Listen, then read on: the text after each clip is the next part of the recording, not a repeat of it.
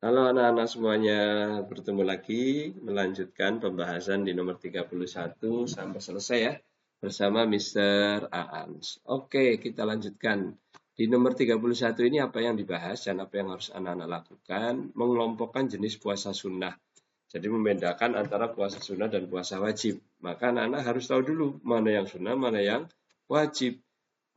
Yang pertama untuk puasa sunnah yang anak-anak pasti paham ya, puasa mohon maaf, puasa Senin Kamis ya, karena dilakukan pada hari Senin dan Kamis. Puasa Daud, puasa paling utama yang dilakukan selang-seling.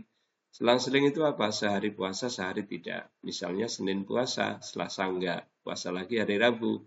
Kamis enggak puasa, Jumat puasa lagi. Sabtu enggak puasa, hari Ahad puasa lagi, dan seterusnya. Itu namanya puasa Daud, puasa selang-seling.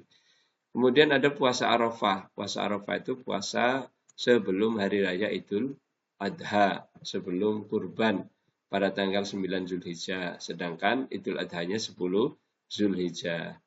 Selanjutnya ada lagi puasa 6 hari di bulan Syawal. Jadi setelah bulan Ramadan, setelah Idul Fitri, Idul Fitri kan tanggal 1 Syawal ya. Nah, itu nggak boleh puasa.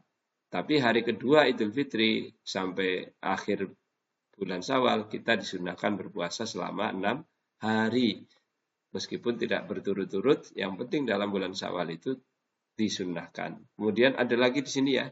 Ya, di sini. Tapi kemungkinan mungkin untuk soal mungkin yang dalam keseharian anak-anak ya. Kalau ini jarang yang mungkin anak-anak lakukan gitu ya. Kemudian kita juga harus tahu ya puasa wajibnya seperti apa. Dan di sini ada puasa wajib. Puasa wajib itu apa saja? Puasa wajib itu ya puasa Ramadan, puasa di bulan puasa itu wajib dalam waktu 1 bulan. Ada lagi puasa kodok. Puasa kodok itu apa? Puasa karena pada bulan Ramadan kita berhalangan. Mungkin karena sakit, mungkin karena perjalanan. Nah, kita wajib menggantinya di hari selain bulan Ramadan. Misalnya di bulan Syawal atau bulan-bulan selainnya. Itu namanya puasa kodok, puasa pengganti karena pada bulan Ramadan berhalangan. Berapa hari sesuai halangan di bulan Ramadan ya. Ada lagi puasa kafarat. Puasa kafarat itu puasa karena melanggar sumpah. Saya bersumpah demi Allah. Nah, ternyata dia bohong. Demi Allahnya itu ternyata berbohong. Nah, maka dia wajib puasa. Ada lagi yang keempat, puasa nazar. Puasa nazar itu puasa karena janji. Kalau nanti hasil TKA aku nilainya misalnya 290, maka aku puasa 3 hari. Nah, ketika anak-anak puasa 3 hari itu namanya puasa nazar, puasa karena berjanji. Oke, kemudian nomor 32, hikmah puasa ya. Jadi anak-anak harus tahu dulu untuk hikmah puasa sunnah. Biar apa? Karena kemungkinan soalnya bisa saja ya menyebutkan hikmah puasa atau juga eh, ditampilkan beberapa hikmah ibadah-ibadah yang lain, kemudian anak-anak memilih hikmah puasa yang mana. Yang jelas hikmah puasa itu adalah melatih kesabaran, melatih kedisiplinan, belajar berempati. Empati itu merasakan kesusahan yang dilakukan oleh orang lain ya, itu namanya empati. Melatih pengendalian diri, penyempurna ibadah wajib, mendekatkan diri kepada Allah dan manfaatnya untuk kesehatan. Sedangkan untuk nomor 33, anak-anak diharapkan murid dapat menyebutkan peran tokoh tertentu dalam peristiwa tersebut. Peristiwa apa? Peristiwa hijrah. Hijrah itu apa? Pindah.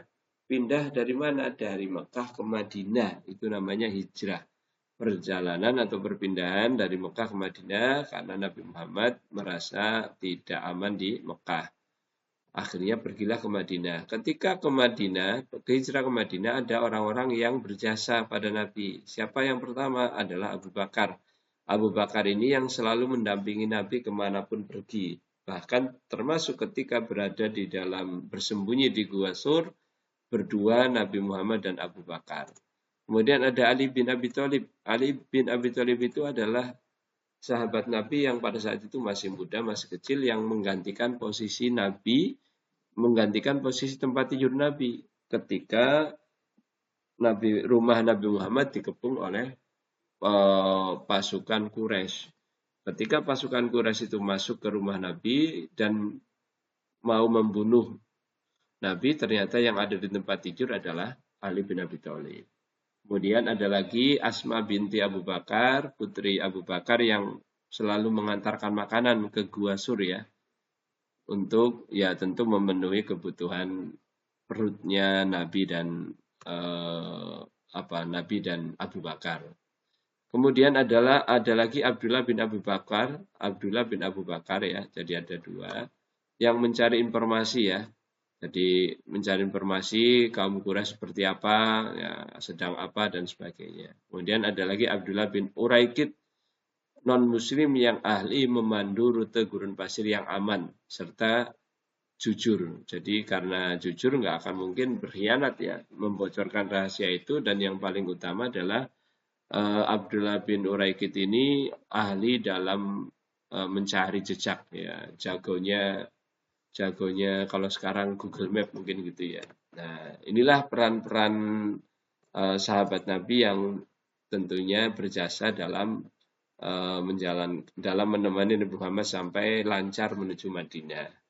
Nah, nanti bisa jadi diceritakan apa perannya, kemudian ditanya itu peran siapa. Nah, maka teman-teman anak-anak harus tahu ini perannya apa dan siapa orangnya. Kemudian nomor 34 yaitu strategi dakwah Nabi di Madinah. Jadi setelah Nabi Muhammad hijrah, apa yang dilakukan oleh Nabi Muhammad? Ternyata yang pertama kali dilakukan adalah mempersaudarakan kaum muhajirin. Kaum muhajirin itu siapa? Kaum yang hijrah bersama Nabi itu namanya muhajirin. Kalau Ansor itu adalah tuan rumah penduduk Madinah yang menerima kaum muhajirin dari Mekah. Kemudian setelah itu Nabi Muhammad membangun Masjid Nabawi ya, masjid yang pertama kali didirikan di Madinah. Untuk apa masjidnya? Untuk ibadah, untuk pendidikan, ya untuk semuanya. Jadi masjid itu tidak hanya untuk sholat ya, tapi bisa untuk diskusi, bisa untuk belajar dan seterusnya. Dan yang ketiga, pembangunan ekonomi, membangun pasar yang membebaskan umat muslim ya untuk berjualan. Kemudian 35 Fathu Makkah.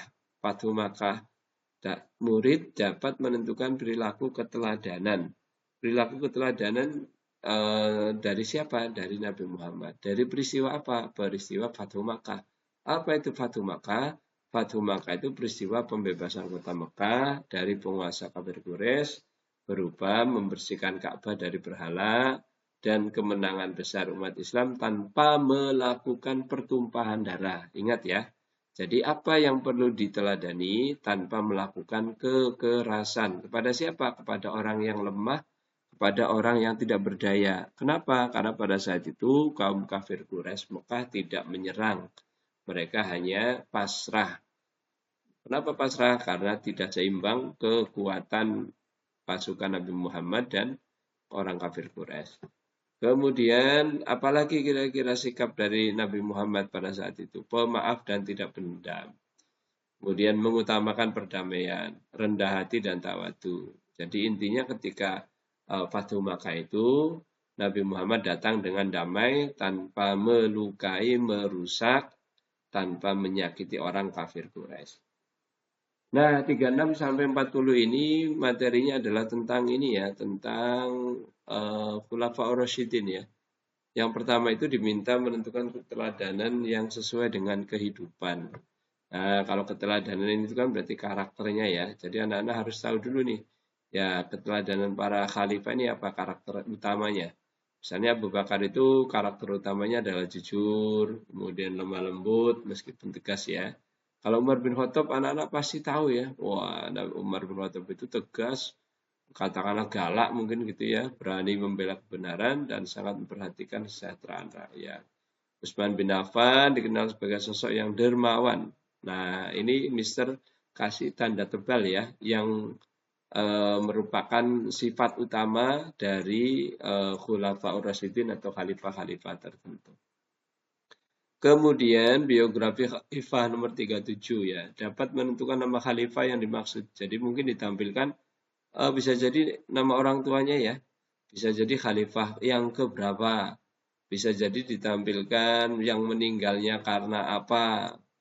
Nah, nanti kemudian anak-anak bisa menentukan itu kira-kira khalifah siapa. Makanya di sini sudah disiapkan ya materinya, datanya mulai dari usianya berapa, kemudian berapa lama menjadi khalifah, ada ayah dan ibunya, ada lagi kemudian nama-nama yang lainnya ya, nama-nama yang lainnya. Kemudian sampai meninggal karena apa, dimakamkan di mana dan seterusnya nanti bisa anak-anak pelajari. Dan juga yang berikutnya yaitu ditanyakan juga tentang keberhasilan atau prestasi ya, prestasi dari para khulafaur rasyidin. Nah, ini sudah saya simpulkan ya beberapa poin-poin pentingnya saja. Abu Bakar itu kesimpulannya apa? Prestasinya apa? Nah, biasanya yang paling menonjol, yang sering muncul itu adalah prestasi Umar bin Khattab menentukan kalender Hijriah. Kalender Hijriah itu kalender Islam. Kemudian ini yang paling sering keluar ya, yaitu mengadakan penulisan dan pembukuan Al-Quran yang dilakukan oleh Utsman bin Affan. Jadi jangan salah ya nak, kalau di sini hanya mengumpulkan naskah-naskah Al-Quran itu berarti Abu Bakar.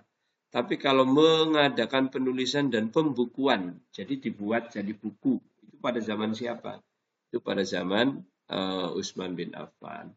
Kemudian yang nomor 39 yaitu mengidentifikasi pasangan Khulafaur Rasyidin dan gelarnya. Jadi nanti Abu Bakar itu gelarnya apa? Ini setiap khalifah punya gelar masing-masing ya. Ada yang 2, ada yang 3, meskipun ada yang lebih dari ini ya. Tapi